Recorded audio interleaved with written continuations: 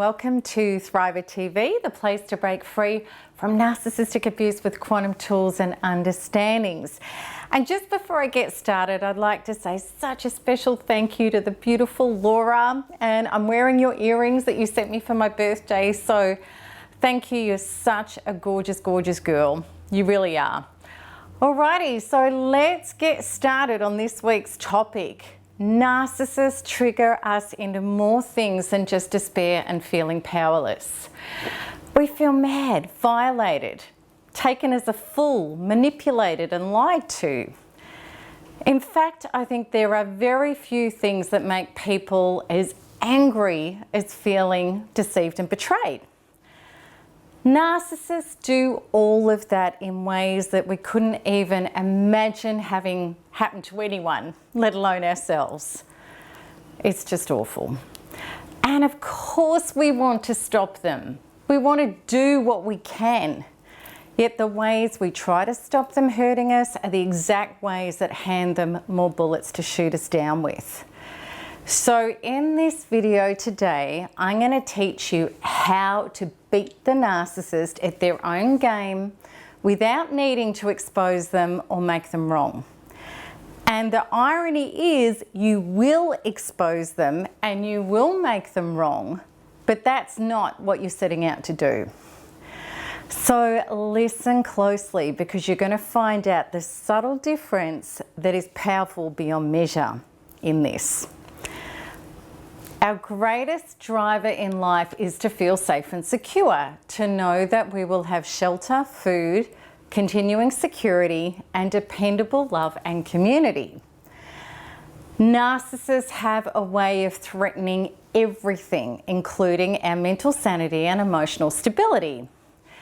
And it's not an outrageous statement to say that narcissists rip into us at the very fabric of our deepest primal needs, as well as at the construction of our souls.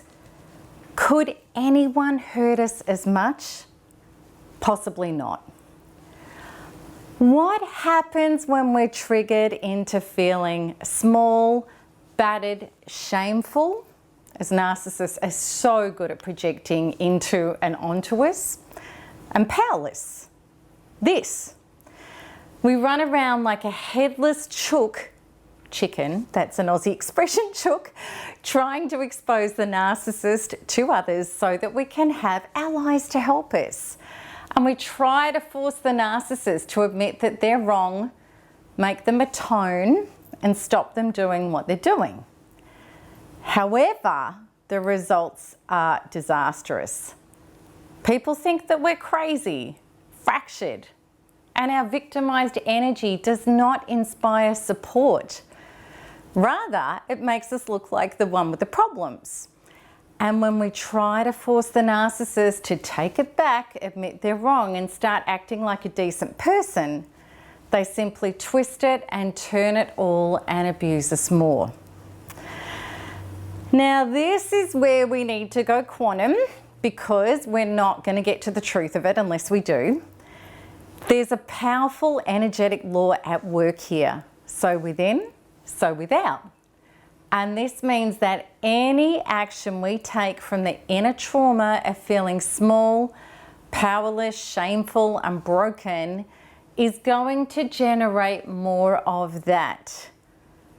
Emotion first is necessary here. It's essential, in fact, because until we get a major shift on the inside, nothing is going to work for us on the outside. So much in this community, and even in my own life lately, has been coming up about persecution programs. Tons of it everywhere. It's about this stuff.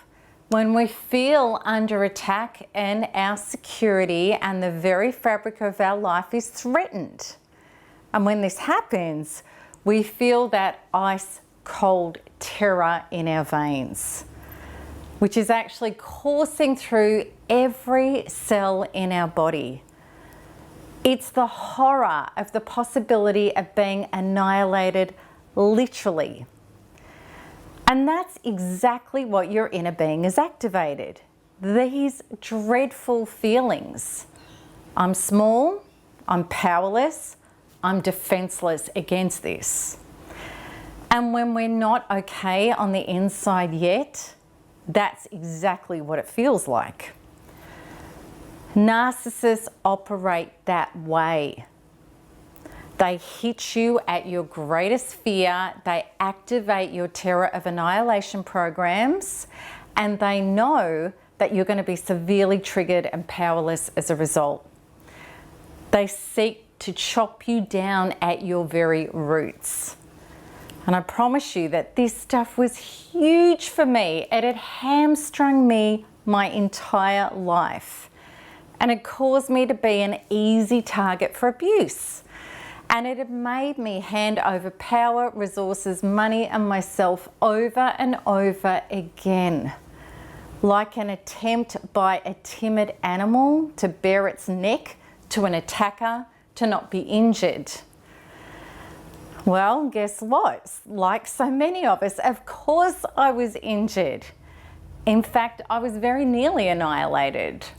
And of course I had to learn to be my own solid, sure power source.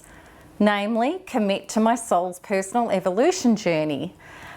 And that is what this is all about for you, getting you there as well.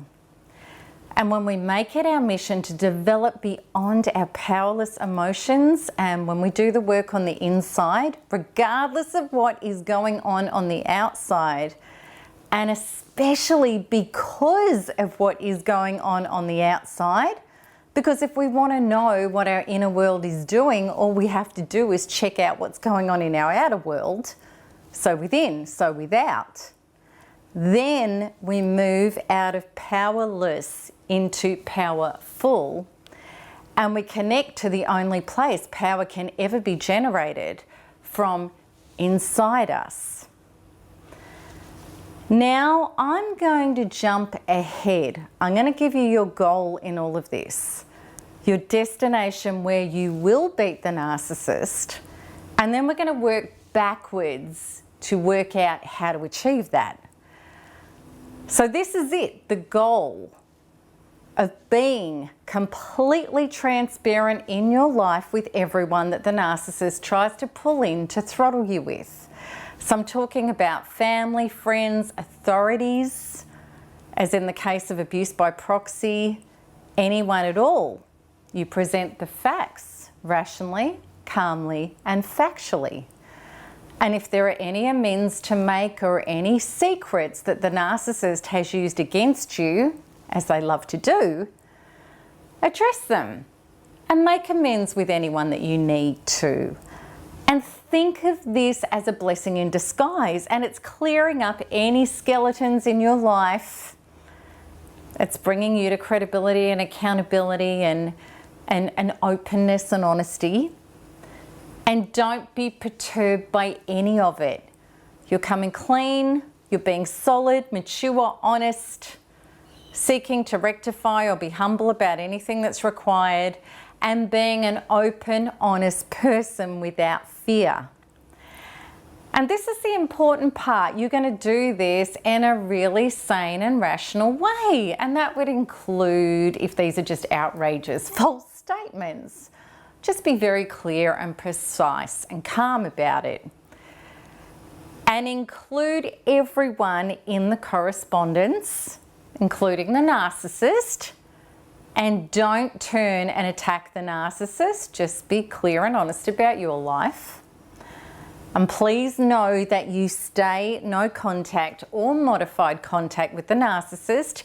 Any communication is fully accountable and exposed then. And if the narcissist contacts you personally, ignore it. Or share it in the group and ask for this person, the narcissist, to correspond out in this open way only, so that there are no miscommunications with everyone who is concerned. This throws narcissists badly, because they expect that you're going to go into horror and shame and fear and introverted retreat, anxiety and depression, or that you're going to react in ways with them that they can use against you. And this I want you to know. When you fight vampires, don't stay in the shadows with them. Drag them out into the open under a big light of honesty, community, communication, and exposure. A narcissist shudders and recoils even at the thought of that. And when you do this, you don't need to attack or bring the narcissist undone, because they're going to be very capable of doing that to themselves. Because the games have to stop. They have to back up their allegations with some solid facts.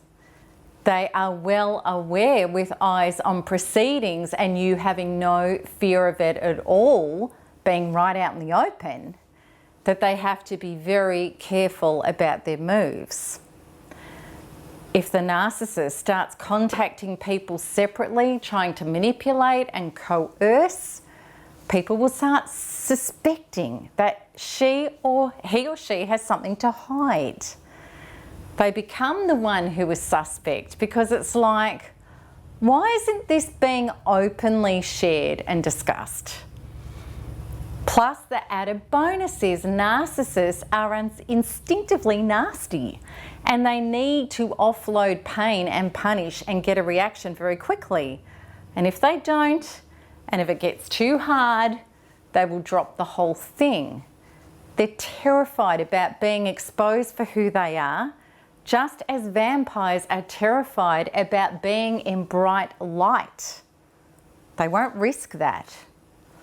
Plus, narcissists are fractured beings. When they're not in control of a situation, they start to show up as fractured.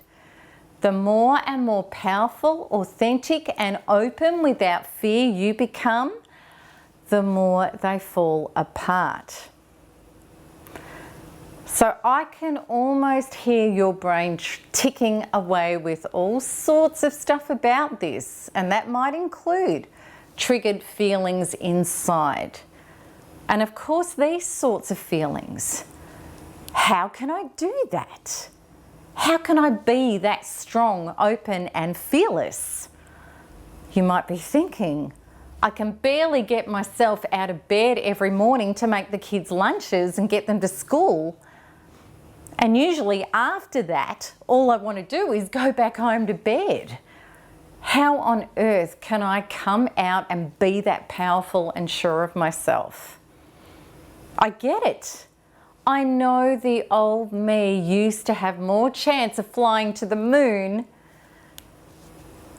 than trying not to hide under a rock. Things were that bad with the PTSD and the agoraphobia. So here's the rub, here's the total deal. You have to heal what is inside of you that is not allowing you to show up this powerfully. And I'm going to share with you my key traumas, which I know are so many else's to work ferociously on, as well as lovingly, of course, so that you can go stand out in the open under that big beam of light fearlessly, leaving the narcissist behind in the shadows cringing. Okay, this was them. These were my traumas. Being incensed. The intense anger regarding injustice, dirty tactics, and unconscious behaviour. And the total heartbreak and despair that this person could do these things to me. All of that stuff needs to be located in your body and shifted out. It needs to be released and replaced with your higher self, source, which is what quantum freedom healing achieves, so that it can be gone and replaced by a solid feeling of calm where all of that trauma once was. So I would suggest Module 4 work in the Narcissistic Abuse Recovery Program for this. Then next is addressing in our body the need to prove anything to the narcissist at all. It's that stuff that we do to try to get their love, their approval, their support. It's all about requiring something from them. And that's all very serious and dedicated Module 2 work in NARP to truly break free from that connection. then he or she can throw anything they want at you to guilt you, hurt you, or hook you, and it's going to feel like nothing in your body. It becomes benign and totally easy to ignore. Okay, so next, the terror of persecution and annihilation. And of course, it's massive. This is Module 8 work in the NARP program, and it's hugely important so that you just don't fear anymore what could happen next from the narcissist. And again, instead of that previous trauma, you're going to feel inner peaceful calm where that terror was once churning. And I would also work on the beliefs that life, source, God, whatever your version of a higher power is, it might even be your higher self, that's your belief, unconditionally adores you and has your back, even when you have no idea how things are going to unfold. This is Module 7 and 10 work of the NARP program. And I would also set up the goal setting module with the goal of everything is in perfect and divine order, no matter how it seems. Everything is working for my higher good and joy. I am loved. I am safe. So you may want to pause this video, go back, get all of that and write that down, because it's a really powerful goal to shift into. I promise you that these shifts concerning my relationship with Source and Life were very deep fractures for me to heal, and they were some of the most important inner work that I was ever to do. The next ones of vital importance are to address the inherent shame that we have in our bodies that make us shrink, defend, and feel terrorized about what people may think of us. The ones that hold us in the shadows where narcissists can hunt, haunt, and hurt us. So important to understand this. It's all about clearing the beliefs that I am wrong, I am bad, that stuff. The beliefs that were to do with the trauma of our childhood. And we also got that passed on to us epigenetically from our ancestors. Okay, so those are the main ones. Of course there are others. And the simplest formula is always when we feel any fear in our body at all, even if we don't know what it is, to go to the shortened version of module number 1, load it up and release it. Even if you can't name it, if you can hold it and feel it in your body and go through the visualizations, you're going to shift it and then bring in Source to replace it. Because one by one, all of those fears will melt away. And when you shift out of the fear and the pain, you bring that space into your cells. And the space is Source. It's calm, it's wisdom, it's knowing. It's the certainty of the truth, of our true self, that it is all unfolding and working out perfectly, and we are safe. And then, once you feel that on the inside, then seek to move in your outer light into that big light, that big exposed light. Because that's the place where narcissists can't exist and play. And if they try to, they seriously unravel and become exposed. This place is called exposure, truth, openness, honesty, disclosure. Get yourself in there, but don't try to fake it. It's got to be real on the inside. Because if it's not real on the inside, so without, those fears are going to come and hit you. It's got to be done fearlessly. So what that means, the perfect formula for that is sort emotion first in your body, then move into that space, and then monitor any fear that comes up from within. Keep shifting it out so that you can stay in that place fearlessly. So I hope you've enjoyed this video. And if you'd like to learn more about how to heal for real from toxic relationships and narcissistic abuse, you can sign up to my free 16-day recovery course, which includes an invitation to a healing workshop with me, 2 amazing ebooks that are going to explain so much and so much more. So to access these, just click the link on the top right of this video. And if you want to see more videos, please make sure that you like and subscribe so you get notified as soon as each new video is released. And please come over to the blog. I'm really looking forward to the conversation about today's topic. So until next time, keep healing and keep smiling, keep thriving, because there is nothing else to do. Lots of love. Bye-bye.